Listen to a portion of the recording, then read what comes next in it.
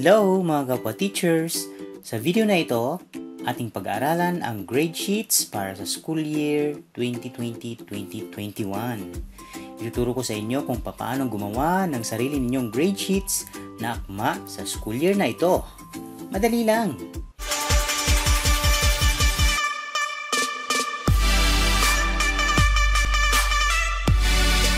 Ang grade sheet na ating gagawin ay isang hybrid grade sheet. Kasi dalawang DepEd order ang sumasakop rito. Una ay ang DepEd order number 31 series of 2020 na nagsasabing walang periodic test ngayong school year na ito. Ang pangalawa naman ay ang DepEd order number 8 series of 2015 kung saan naman nakalagay ang transmutation table para matransmute ang initial grade ng mga bata sa final grade. Technically, hindi naman talaga tayo gagawa ng grade sheet from scratch. I-modify lamang natin ang official DepEd Electronic Class Record template para mag-fit siya sa ating school year ngayon. Tara, simulan na natin!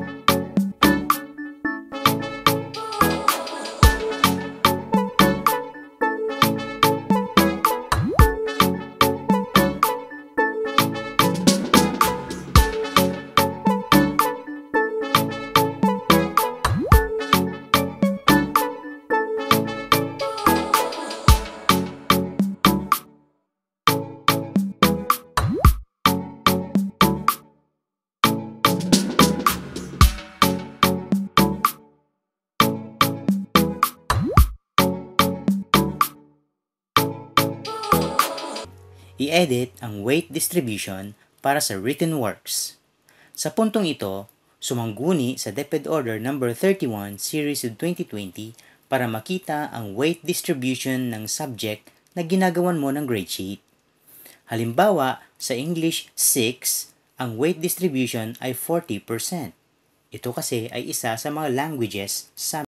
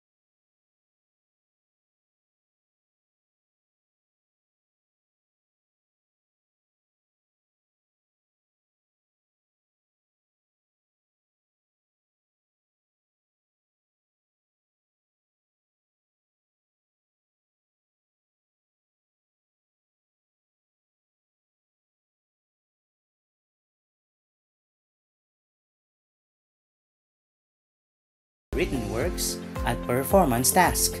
Sa column naman ng quarterly examination, ilagay ang 0 para makompute ang ating grade sheet.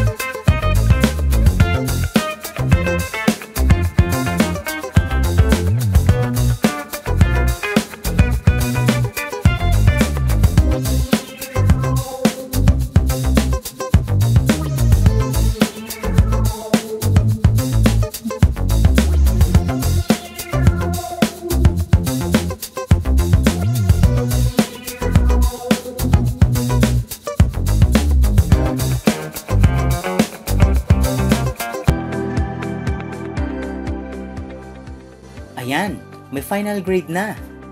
Step 9 na tayo.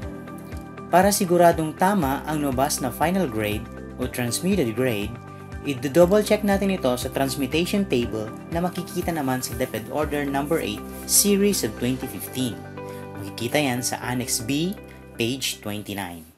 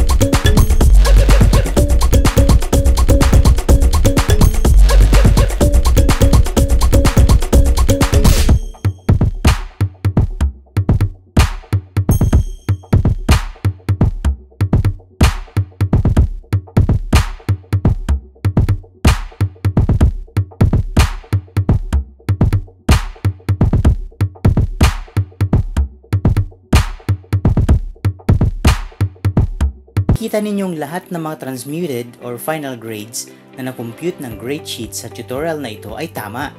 So, tama rin ang ating ginawa. Kung may katanungan kayo tungkol sa tutorial na ito, ibalibag nyo lang dyan sa comment section at aking sasagutin sa lubos ng aking makakaya. Kung nakatulong ang video na ito sa iyo, baka naman pong pwede kayong mag-subscribe sa aking channel. Paki-like na rin at i-share ninyo na rin ang video na ito sa iba para makatulong rin. Thank you for watching. See you sa next kong video. Bye-bye!